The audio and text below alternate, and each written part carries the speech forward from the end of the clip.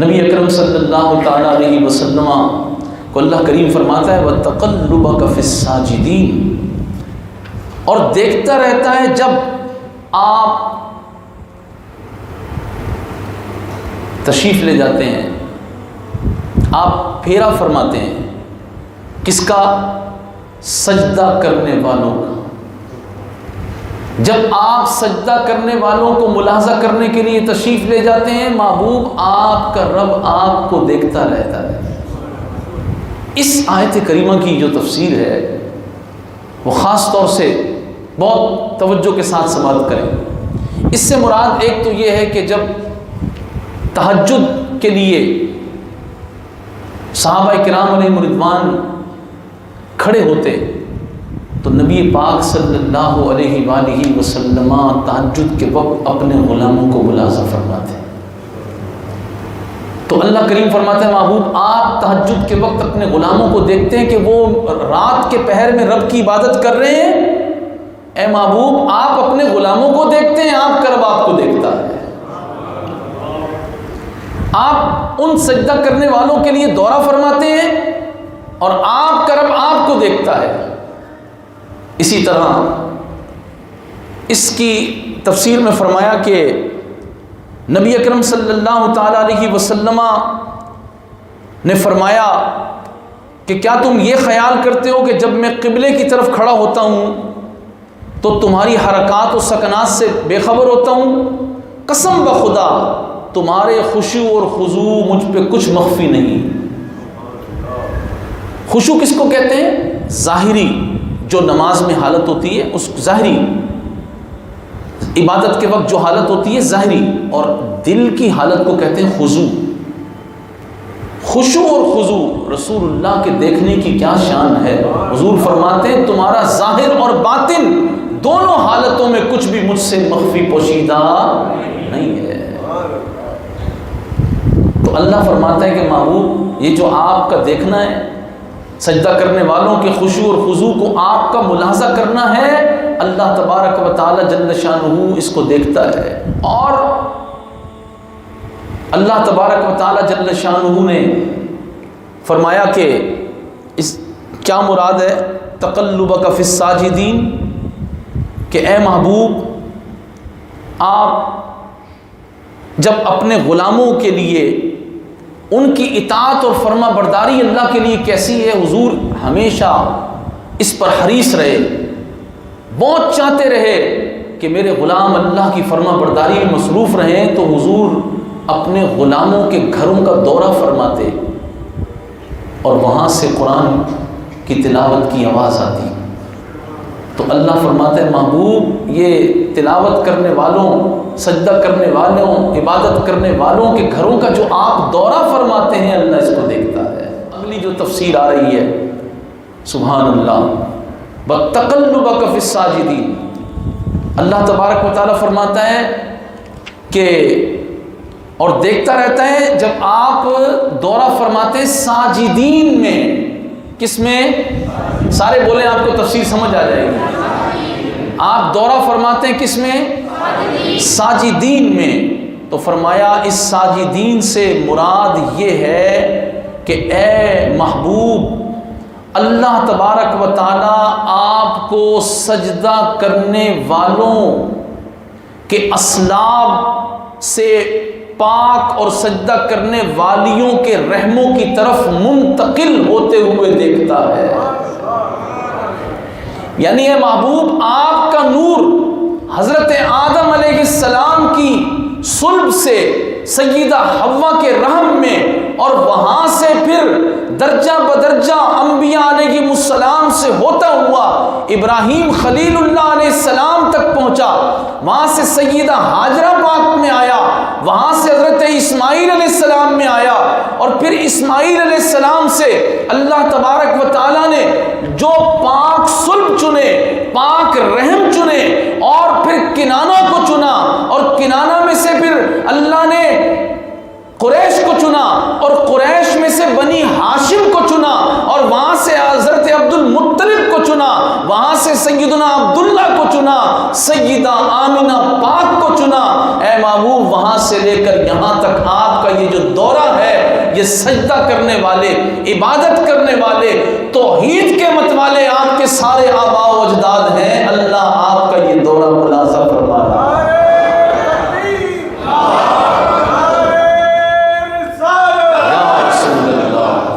یا رسول اللہ، نبی پاک صلی اللہ تعالی علیہ وسلم کے والدین کریمین طیبین طاہرین، سارے بولیں والدین کریمین طیبین طاہرین منورین قمرین نورین۔ حضور کے سارے آباء و اجداد، نبی پاک علیہ الصلوۃ والسلام کی تمام مائیں، سب کے سب کامل مومن، سب کے سب پاک طیب و طاہر۔ نبی پاک صلی اللہ تعالی علیہ وسلم نے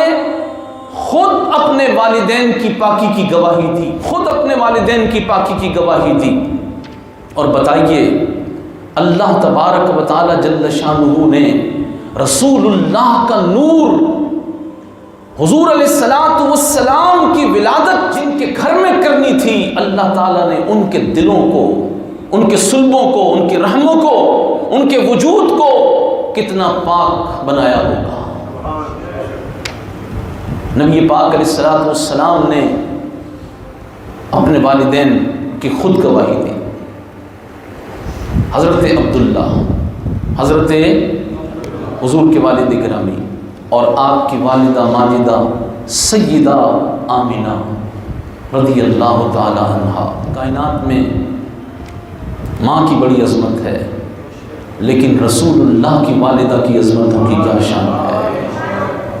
میرے آقا صلی اللہ تعالی علیہ وسلم فرماتے ہیں کہ حضور کو اپنی والدہ سے کتنی محبت تھی۔ حضور فرماتے ہیں کہ میں عشاء کی نماز میں اگر ہوتا، کیونکہ والدہ تو بچپن میں وصال فرما گئی، حضور فرماتے ہیں میں عشاء کی نماز میں ہوتا اور نماز میں بھی سورہ فاتحہ میں ہوتا۔ سورہ فاتحہ نماز میں اہم ہے۔ حضور فرماتے ہیں کہ میں نماز میں بھی سورہ فاتحہ میں ہوتا، پھر میری والدہ سیدہ آمینہ مجھے آواز دیتی، حضور فرماتے ہیں تو میں نماز چھوڑ کر اپنی والدہ حضرت آمینہ کی بات سننے چلا جاتا۔ رسول اللہ صلی اللہ تعالی علیہ وسلم کی والدہ ماجدہ سیدہ آمینہ پاک، آپ کی اتنی اونچی شان ہے، اتنی اونچی شان ہے، ساری ماؤں کی عظمتیں آپ کے قدموں کی خاک پر قربان ہو جائیں۔ جس وادی میں آپ مدفون ہیں مقام ابوا پر، اس کی خاک پہ قربان ہو جائیں۔ آج اس آیت کریمہ کی تلاوت کے وقت اور اس تفسیر کو پڑھتے ہوئے مجھے وہ لمحات یاد آ رہے تھے کہ چاند کی 14ویں رات تھی، شوال المکرم کا مہینہ تھا۔ اللہ کریم نے اس پوری زندگی میں جو کچھ عطا فرمایا محبوب کے صدقے دیا، لیکن وہ رات جو اللہ نے محبوب کے صدقے عطا کی کہ ہمیں مقام ابوا پر حضور پر نور علیہ السلام کی والدہ ماجدہ سیدہ آمینہ پاک کے در پر نور کی حاضری کا شرف نصیب ہوا۔ اور میں آپ کو ایک بات عرض کروں، آپ کے در والا کی حاضری دے کر جب ہم واپس لوٹے، اس پہاڑی سے نیچے اترے، تو دل میں یہ خیال گزرا کہ اگر اللہ تعالی لیلۃ القدر، جس کو فرمایا کہ 1000 مہینوں سے افضل ہے، لیلۃ القدر اگر کسی بندے کو ہر رات ملے، ایک بار زندگی میں نہیں، سال میں نہیں، ہر رات لیلۃ القدر ملے اور ہر رات میں 1000 بار ملے، تب بھی سیدہ آمینہ پاک کے در کی حاضری کا جو سرور اور مزہ اور لطف ہے، خدا کی قسم وہ سرور اور لطف نہیں آ سکتا۔ یہ بات دل میں خیال گزری تو 15ویں شب سیدنا حمزہ کا عرس تھا، وہاں اہل مدینہ میں سے ایک مقبول بارگاہ سیدنا حمزہ کے، ان سے میں نے عرض کی، میرے دل میں یہ خیال آیا ہے کہ لیلۃ القدر جو ہے وہ ہر رات ملے، 1000 بار ملے، لیکن سیدہ آمینہ پاک کے در کی حاضری کا جو سرور و لطف ہے، اس کا جو کیف ہے، اس کی بات کچھ اور ہے، تو مجھے وہ اہل مدینہ میں سے سیدنا حمزہ کے بڑے عاشق ہیں، مجھے فرمانے لگے یہ خیال اللہ کی طرف سے ہی آیا ہے۔ انہوں نے تصدیق کی اور حقیقت ہے۔ اور سیدہ آمینہ پاک رضی اللہ تعالیٰ عنہ، حضور علیہ السلام، آپ کی عمر مبارک اس وقت 6 برس تھی جب سیدہ آمینہ رضی اللہ عنہ کا وصال مقام ابوا پر مدینہ پاک سے واپسی میں ہوا، کیونکہ پہلے آپ کے والد گرامی قدر سیدنا عبداللہ مدینہ پاک میں وصال فرما گئے۔ آپ کا وصال مدینہ پاک میں ہوا اور دار نابغہ میں آپ کی تدفین ہوئی، جو پہلے مسجد نبوی شریف علیہ صاحبہ الصلاۃ والسلام ہی کا حصہ تھا۔ بعد میں آپ کے وجود مبارک کو منتقل کیا گیا جنت البقیع میں، اور جن لوگوں نے 1400 سال کے بعد، یہ ابھی کا واقعہ زیادہ پرانا نہیں ہے، یہ 60 کی دہائی میں، جنہوں نے اس وقت حضرت سیدنا عبداللہ کی زیارت کی ہے، آپ کی تربت مبارک کھولی گئی اور آپ کی عمر مبارک 19 یا 20 سال تھی، حضرت عبداللہ کی عمر۔ آپ کے ایک ہی تو بیٹے ہوئے، وہ رسول اللہ ہے، وہ خاتم النبیین ہے۔ تو حضرت عبداللہ، آپ کی جن لوگوں نے زیارت کی، کہا کہ ہم نے آقا کریم علیہ الصلوۃ والسلام کے والد گرامی قدر کی تربت کے کھلنے کے وقت پورے مدینے کو خوشبو میں ڈوبا ہوا پایا۔ ویسے تو مدینہ پاک میں ہر لمحہ خوشبو آتی ہے، لیکن آپ کی خوشبو اور مہک نرالی تھی، اور آپ کا رنگ مبارک فرمایا کہ تازہ خون جیسے چہرے میں گردش کر رہا ہوتا ہے، وہ جو سرخی ہوتی ہے، حسن آپ کا سبحان اللہ پورے عرب میں ایسا حسین نہیں تھا جیسے سے حضرت عبداللہ تھے۔ وہ حسن اپنی پوری آب و تاب کے ساتھ مدینہ پاک میں چمک رہا تھا جب آپ کی تدفین مبارک جنت البقیع میں کی گئی۔ اور سیدہ آمینہ رضی اللہ تعالیٰ عنہ، آپ کی کیا شان ہے، حضور کے والدین کی بارگاہ میں ایصال ثواب کا نذرانہ ضرور پیش کیا کریں، اپنی عادت بنا لیں۔ آپ جو کچھ پڑھیں، بلکہ خاص 2 نفل پڑھا کریں، 4 پڑھیں، کہ حضور کے والدین کو روزانہ ہدیہ نذرانہ پیش کریں، کیونکہ جب ان کا وسیلہ پکڑیں گے تو رسول اللہ کی بارگاہ سے نگاہ خاص نصیب ہو جائے گی، نگاہ خاص نصیب۔ اور خاص طور سے امت پر جو وقت آیا ہوا ہے، اس وقت جو حالات ہیں امت کے، اس میں تو ان کا وسیلہ دے کر خاص طور سے دعا کریں کہ اللہ تعالیٰ ان کے صدقے میں حضور کی عزت و ناموس کے پرچم کو بلند سے بلند رکھنے کے لیے مسلمانوں کو استقامت عطا فرما دے۔ عالم کفر اکٹھا ہو چکا ہے، عالم کفر اس وقت اسی کوشش میں ہے کہ کسی طرح مسلم امہ کو زوال کا شکار کر دیا جائے، اور وہ اس کوشش میں کتنے کامیاب ہو چکے ہیں، اب کوئی ایک عام مسلمان کو بھی سمجھنا کوئی مشکل نہیں ہے۔ انہوں نے کس طرح جکڑ لیا ہے ہمیں اپنی سازشوں کے اندر، اور ان کے اعلی کار حکومتی نمائندوں سے لے کر پیران عظام، مولوی، ہر شعبہ زندگی کے اندر ان کی نمائندگی کرنے والے لوگ موجود ہیں، اسلام کی نمائندگی کرنے والے نہیں، رسول اللہ صلی اللہ تعالی علیہ وسلم کی عزت و ناموس کا دفاع کرنے والے۔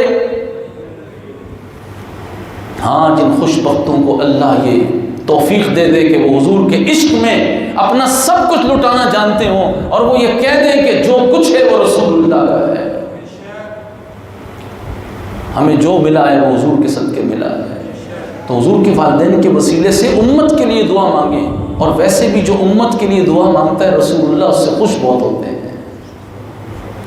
بلکہ ایک جگہ فرمایا، جو یہ روزانہ دعا کرے نا، یا اللہ امت مسلمہ کی مغفرت فرما، امت مسلمہ کی مشکلات کو ختم فرما، اور امت مسلمہ کی مشکلات کو ختم فرما، اور امت مسلمہ کو عروج عطا فرما، تو اللہ تبارک و تعالیٰ اس بندے کو اپنی ولایت عطا فرما دیتا ہے۔ جو یہ دعا کرے امت مسلمہ کی مشکلات ختم ہو جائے، اپنے لیے ہی مانگنا ہر وقت نہیں، ڈاکٹر عافیہ صدیقی کے لیے بھی مانگیں۔ وطن عزیز پاکستان یہ اسلام کا قلعہ ہے، جی ہاں ہے قلعہ، گرچہ اس کو نقصان پہنچانے والے باہر سے بھی اندر سے بھی بڑے دشمن ہیں، لیکن انشاءاللہ پاکستان قائم رہے گا اور پاکستان کو نقصان پہنچانے والے تباہ و برباد ہوں گے۔ انہوں نے ہر طرف سے پاکستان کا خون نچوڑ لیا۔ میں قسم کھا کر کہتا ہوں ہمیں تو پاکستان کا نام لینا بھی عبادت لگتا ہے، کیونکہ یہ لا الہ الا اللہ محمد رسول اللہ کے نام ہے۔ لیکن یہ بات رکھیں یاد کہ پاکستان کی عزت رسول اللہ کی عزت سے وابستہ ہے۔ قوم رسول اللہ کی عزت کے لیے کھڑی رہے گی تو پاکستان کی عزت بڑھتی رہے گی۔ اگر حضور کی عزت پر مداہنت کی اور کہا کہ نہیں اس زمین کے ٹکڑے کا صرف مسئلہ ہے، نہیں یہ زمین کا ٹکڑا نہیں ہے، یہ تو نظریہ ہے لا الہ الا اللہ محمد رسول اللہ، یہ زمین کا ٹکڑا نہیں ہے، تو پاکستان کے لیے بہت دعا مانگا کریں۔ اور ہمارے استاد گرامی فرما گئے کہ اس وقت روحانی دنیا کے اندر اولیاء اللہ جو پاکستان سے بڑی محبت کرنے والے ہیں، اس کی حفاظت کرنے والے روحانی طور پر، وہ بڑے پریشان ہیں، کیونکہ اب نظریہ پاکستان پر ضربیں لگ رہی ہیں اور کوشش کی جا رہی ہے کہ اس وقت عزیز کو نقصان پہنچایا جائے۔ لیکن انشاءاللہ داتا گنج بخش علی حجویری، حضرت عبداللہ شاہ غازی، بڑے بڑے بزرگان دین موجود ہیں، اللہ تعالیٰ ان کی تربت کا صدقہ ہمیں دے دے کہ اللہ تعالیٰ اس وقت عزیز پاکستان کی حفاظت فرمائے۔